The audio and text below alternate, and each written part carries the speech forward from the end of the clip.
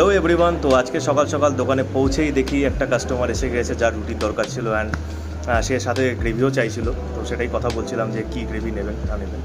R second of all, আজকে দোকানটা খুলতে আমাদের প্রচণ্ড লেট হয়ে গেছিলো, তার কারণ ছেলেরা রবিবার করে বাড়িতে যায়। আর ওরা আজকে আস্তে আস্তে অনেক লেট করে ফেলেছে, প্রায় 11টা সাড়ে 11টার সময় মাল রেডি হয়েছে আমাদের, আর দোকানদারি শুরু করতে করতে হয়ে গেছে আমাদের 12:30। তো এরকমভাবেই গরমের মধ্যে আমরা কাজ করছি, প্রচণ্ড কষ্টের মধ্যে। আমি কি বলবো। তো এখন বাজে হচ্ছে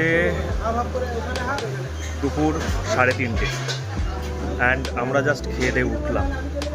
আজকে একটু তাড়াতাড়ি খাওয়া দাওয়া করে ফেলেছি, মোটামুটি মাল আমাদের শেষ হয়ে গেছে। অ্যান্ড গরম, মারাত্মক লেভেলের গরম এখানে, মারাত্মক লেভেল। মানে তোমরা যদি মানে বাড়িতে যদি ধরো সাপোজ, সেটা এক্সাম্পলের জন্য দিচ্ছি, 30 ডিগ্রি যদি নর্মাল থাকে তোমাদের ওখানে, আমাদের এইখানে হিটটা কী হয়, খাবারের মার্কেট এটা পুরো।